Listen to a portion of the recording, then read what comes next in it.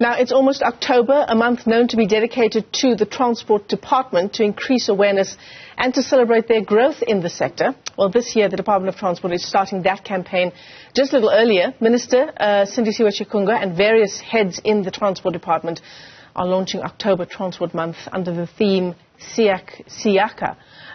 What does that mean? Let's bring in Newzroom Afrika's Nqobile Madlala this morning. She joins us for that event live in Midrand. So an early start by about a month. Nqobile, tell us more. Well, definitely, Michelle, we are hearing that this early start is also because October does start during the weekend. So they want to make sure that they kickstart this ahead of that October month. And of course, you'll remember that this is very important, especially with the stats having shown all sort of issues that are on the road. We have seen a lot of accidents and so on. So this is time for the minister as well as the department to look into that.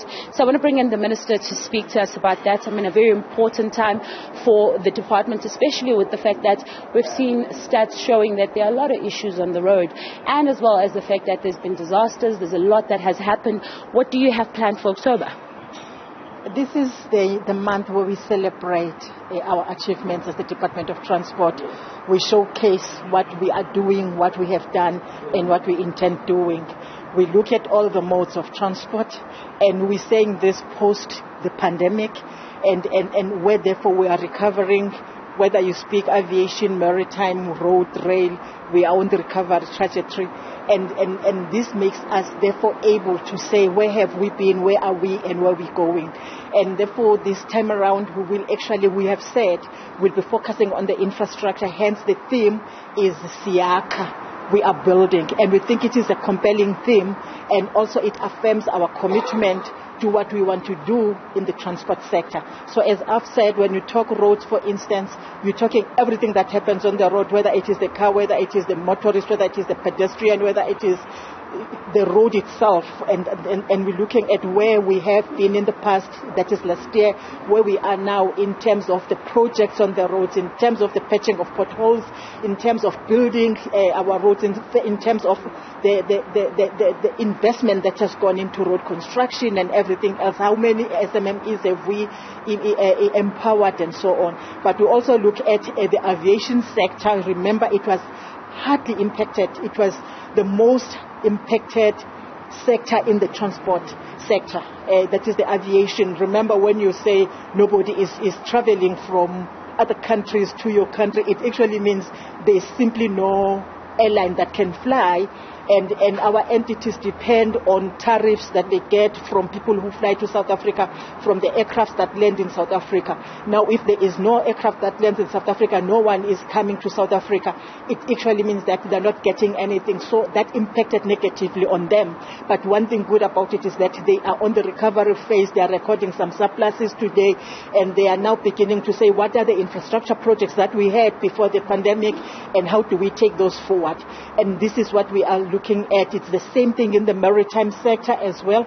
We're looking at quite a number of things. How are we ensuring that we take our space as a country, because we are responsible for all those waters that surround us. And as a matter of fact, they will tell us that it is 3 times the size, our waters are 3 times the size of South Africa.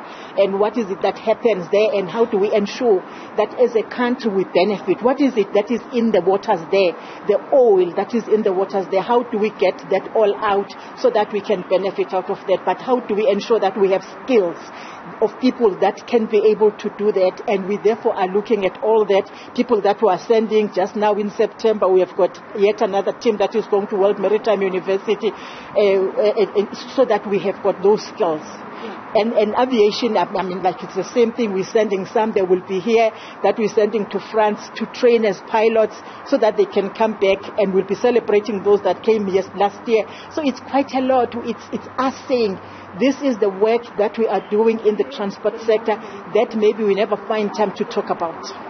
And Minister, I mean, there are infrastructure issues that we have seen, especially with the floods that have battered some of that infrastructure in Cape Town and in Durban. Perhaps just an update in terms of how you have worked on that. But also, at the same time, we're seeing a lot of issues and accidents on the road.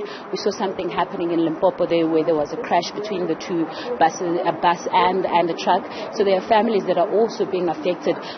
As the department, what are you doing with regards to those? You know, the issue of climate change is really with us here. And its impact is too costly for us, in particular, as the Department of Transport. You know, the breakdown of bridges, if you talk about the floods in KZN, for instance, we're still trying to recover those. And it depends on the damage that has happened. If it calls for the redesigning and replanning and so on, a lot of budget and all that, you then have to take longer so that you also get people, you have to follow some processes. And that is what makes us to take a little bit of time, because we've got to start from scratch redesigning.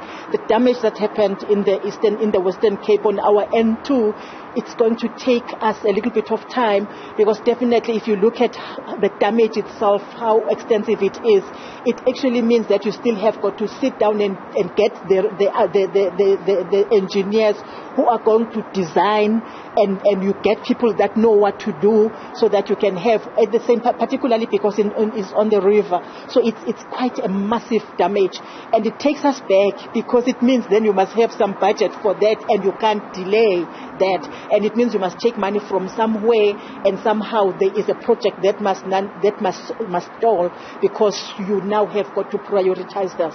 But we do that as the department, particularly prioritizing those areas that cannot wait for, like anything else. We're moving that. On the issue of road safety, and I just want really to extend my sincere condolences to the families of the Limpopo bus accident and also Limpopo taxi accident, where 8 people died and 24 people died. That's a lot. And many of these people are breadwinners. Many of them come from tertiary institutions. Many of them are women when it comes to public transport, because it's in the case of public transport, it's women who use this. So they're leaving their children behind, who now must grow up being orphans.